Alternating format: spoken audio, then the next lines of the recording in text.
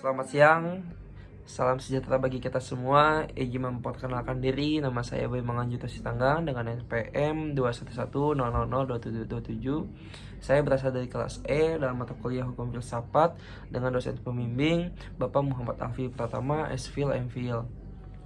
Pada kesempatan ini saya akan menjelaskan resensi dari jurnal dengan judul The Case of the Spellens Explorer, yang merupakan ini cerita fiksi yang dikarang oleh Ian Feller tentang pembunuhan dan kanibalisme dalam perjalanan penjelajah. Perjalanan ini dilakukan oleh 5 penjelajah yang terjebak di sebuah gua tanpa adanya makanan apapun. Nah, salah satu penjelajah yang dengan nama Roger Wetmore, atas kondisi tersebut, ia memberikan saran kepada penjelajah lainnya. Saran mengenai bagaimana cara bertahan hidup. Ia memberikan saran bahwasanya kita melakukan pembunuhan dan juga memakan salah satu anggota jelajah dengan tujuan untuk dapat bertahan hidup. Atas saran tersebut, para penjelajah lainnya menyetujui dengan cara pemilihan, yaitu melakukan pelemparan dadu untuk menentukan siapa yang akan dibunuh. Nah, sebelum dilakukan pelemparan dadu, Wetmore, sang pemilik saran, mengurungkan niatnya. Namun usahanya tidak berhasil karena para penjelajah lainnya tidak setuju untuk membatalkan hal tersebut dan tetap melakukan pelemparan dadu dan memasukkan Wetmore menjadi kandidat. Sialnya, Wetmore lah yang terpilih. Atas kesepakatan bersama, Wetmore lah yang menjadi dibunuh dan dimakan demi menyelamatkan hidup dan penjelajah lainnya. Nah, dari kasus tersebut itu terdapat berbagai macam perbedaan pendapat para hakim. Karena para hakim ini memiliki pandangannya sendiri. Ada yang berdasarkan dengan teori hukum alam, teori hukum konsekuensi, konseptualisme, teori hak-hak alamiah, teori feminis, teori positif, teori tekstualis, teori realis, dan teori pragmatis. Nah, dalam kasus ini kan terdapat perbedaan pendapat, sehingga kita itu harus memahami konsekuensi praktis nyata dari teori-teori yang para hakim tersebut menjadi suatu pertimbangan. Nah, yang menjadi pertanyaannya itu, apa yang dikatakan teori hukum alam tentang kasus ini dan bagaimana penyelesaiannya? Lalu apa yang dikatakan oleh hukum positif dalam memutus kasus ini dan bagaimana pendekatannya terhadap kasus ini? Kasus ini diputuskan oleh 5 hakim pengadilan persemakmuran Newgate yang berpendapat tentang kasus tersebut, di mana terdapat 2 hakim yang mengatakan bahwa benar para terdakwa itu melakukan pembunuhan sehingga mereka harus dihukum mati, dan dua hakim lainnya membatalkan dan mengatakan bahwa mereka tidak melakukan pembunuhan karena memiliki pandangan melihat dari hukum alam, dan salah satu hakim mengundurkan diri dari perkara ini. Lalu apa sih yang menjadi berbeda daripada pendapat-pendapat hakim lainnya? Yang pertama, itu ada pendapat dari Hakim Trupeni atau yang biasa disebut dengan Hakim Penny. Ia merupakan ketua Mahkamah Agung dengan memiliki pandangan berdasarkan undang-undang yang menyatakan bahwa barang siapa yang dengan sengaja dan terencana mengambil nyawa orang lain, maka akan diberikan sanksi berupa hukuman mati. Di mana berdasarkan hukum positif, kasus penjelajah ini, Hakim Penny menyatakan bahwa kasus penjelajahan ini merupakan kasus yang luar biasa dan tidak boleh dikecualikan terhadap pengaturan yang ada. Tetapi ia beranggapan bahwa kita bisa memberikan simpati kepada mereka dengan mempertimbangkan situasi tragis yang dialami oleh orang-orang tersebut. Pada putusannya, ia menyampaikan bahwa ketua eksekutif bisa memberikan gerasi yang sangat cocok untuk meringankan hukuman keempat terdakwa tersebut, mengingat keadaan khusus dari kasus ini, yaitu para terdakwa tidak sengaja mengambil nyawa orang lain. Lalu Hakim Penny pun menyatakan bahwa para terdakwa tidak boleh dihukum mati. Hal ini mengartikulasikan hukum positif karena Hakim Penny mengatakan dia tidak punya pilihan selain menjunjung tinggi dan menjatuhkan hukuman dan membiarkan kematian para terdakwa dengan cara ini. Jadi intinya, menurut Hakim Penny ini, Dengan diberikan gerasi kepada para terdakwa, diharapkan keadilan akan ditegakkan dan tanpa mengurangi isi undang-undang. Jadi dia berpandangan bahwasanya hukuman mati ini bisa dilewati dengan adanya kewenangan gerasi. Lalu apa sih yang menjadi pandangan hakim yang lainnya? Hakim yang kedua itu adalah Hakim Foster. Hakim Foster dalam kasus ini berpandangan berdasarkan teori hukum alam, di mana Hakim Foster berpendapat bahwa kasus ini bukanlah kasus pembunuhan seperti apa yang dikatakan oleh undang-undang dan hukum persemakmuran kita, melainkan merupakan tindakan yang dilakukan keempat terdakwa merupakan tindakan pembelaan diri atau bertahan hidup untuk dirinya sendiri, di mana Hakim Foster menyatakan bahwa para terdakwa ini melakukan tindakan tersebut karena tidak punya pilihan lain, sehingga tindakannya itu tidak masuk ke dalam pembunuhan, melainkan tindakan bertahan hidup. Di sini kita dapat melihat perbedaan pendapat.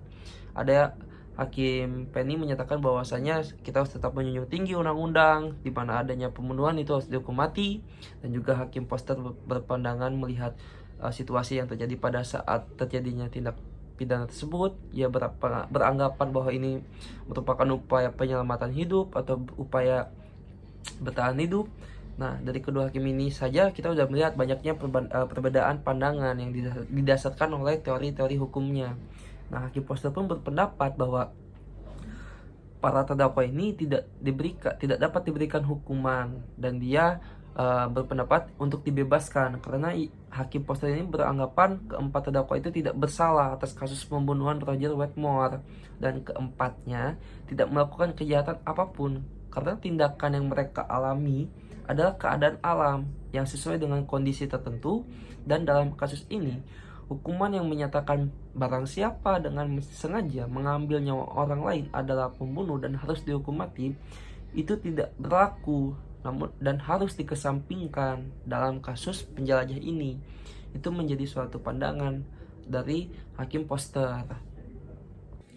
Lalu yang ketiga itu adalah ada pendapat dari Hakim Tating, di mana ia merupakan hakim ketiga yang menyatakan bahwa teori dari hukum kodrat yang disampaikan oleh hakim sebelumnya, yaitu Hakim Foster, itu teorinya penuh dengan kontradiksi dan kesalahan, di mana Hakim Tating ini berpendapat bahwa pembunuhan dalam kasus itu adalah pembunuhan yang disengaja karena para penjelajah sebelumnya melakukan pembunuhan itu sudah melakukan musyawarah terlebih dahulu selama berjam-jam dan direncanakan untuk melakukan tindakan memakan salah satu anggota penjelajah, yang dimana korban dalam kasus ini adalah Roger Wetmore. Namun dengan tujuan yang memang untuk bertahan hidup, sehingga tidak bisa dikatakan bahwa tindakan yang dilakukan oleh para penjelajah itu merupakan tindakan pembelaan diri, karena tindakan-tindakannya itu ya dilakukan dengan secara sengaja. Lalu teori hukum alam yang diutarakan Hakim Foster itu sangatlah dikritik oleh Hakim Tating, tetapi ia tidak menemukan prinsip-prinsip yang bisa dijadikan dasar untuk memutus apakah akan menghukum atau membebaskan para terdakwa tersebut. Atas kebimbangan tersebut, Hakim Tating ini akhirnya mengundurkan diri dari perkara ini, karena Hakim Tating tidak memiliki prinsip ataupun tidak memiliki keyakinan atas teori hukum mana yang akan digunakan dalam kasus penjelajah ini. Lalu yang keempat itu ada hakim yang pertama, Hakim Ken. Ia memberikan putusan yang sama dengan Ketua Mahkamah Agung yang menyatakan bahwa kita harus menjunjung tinggi hukuman dan memberikan keempat terdakwa ini hukuman mati. Lalu di mana Hakim Ken juga berpendapat bahwa dia akan mengarahkan kepala eksekutif untuk melakukan gerasi atau mengampuni mereka sesuai dengan keinginannya. Tetapi menurutnya ketua eksekutif itu tidak memiliki hak prerogatif dalam undang-undang untuk memerintahkan ketua eksekutif melakukan apapun setelah semua wewenang dipisahkan. Nah, Hakim Ken juga mengatakan bahwa pada kasus ini tidak ada pengecualian terhadap pembelaan diri para terdakwa, karena menurutnya ruang lingkup pembelaan itu hanya berlaku pada kasus melawan ancaman keberadaan. Sedangkan dalam kasus ini ia beranggapan bahwa korban, yaitu Wetmore, keberadaannya sama sekali tidak mengancam penjelajah lain, sehingga Hakim Ken ini beranggapan bahwa dalam kasus ini tidak terdapat pengecualian hukum. Karena keempatnya melakukan tindakan pembunuhan dengan sengaja, dan keempat terdakwa harus dihukum mati karena bukan kasus pembelaan diri. Jadi untuk unsur pembelaan dirinya ini dikesampingkan menurut Hakim Ken. Namun apa yang dikatakan dalam undang-undang itu harus tetap dijunjung tinggi dan dilaksanakan dengan memberikan hukuman mati terhadap para terdakwa. Itu pendapat menurut Hakim Ken. Nah, pendapat hakim terakhir yaitu Hakim Hendi. Hakim Hendi ini merupakan hakim yang memiliki pandangan bahwa kepala eksekutif tidak akan mengampuni para terdakwa jika benar mereka bersalah, sehingga ia menggiring opini publik dengan mempublikasikan kasus ini kepada masyarakat dengan menanyakan, menurut Anda, yaitu masyarakat, apa yang harus dilakukan Mahkamah Agung terhadap penjelajah, terhadap kasus penjelajahan ini.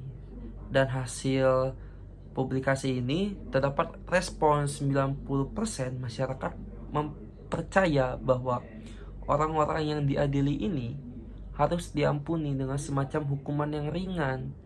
Sehingga argumen dari Hukum Hendi ini merupakan seruan populis, di mana putusan yang diberikan oleh Hukum Hendi terkait kasus ini adalah yang membebaskan keempat terdakwa, dan ia menyimpulkan bahwa keempat terdakwa tidak bersalah atas kejahatan yang didakwakan, dan ia berpendapat bahwa hukumannya itu harus dikesampingkan.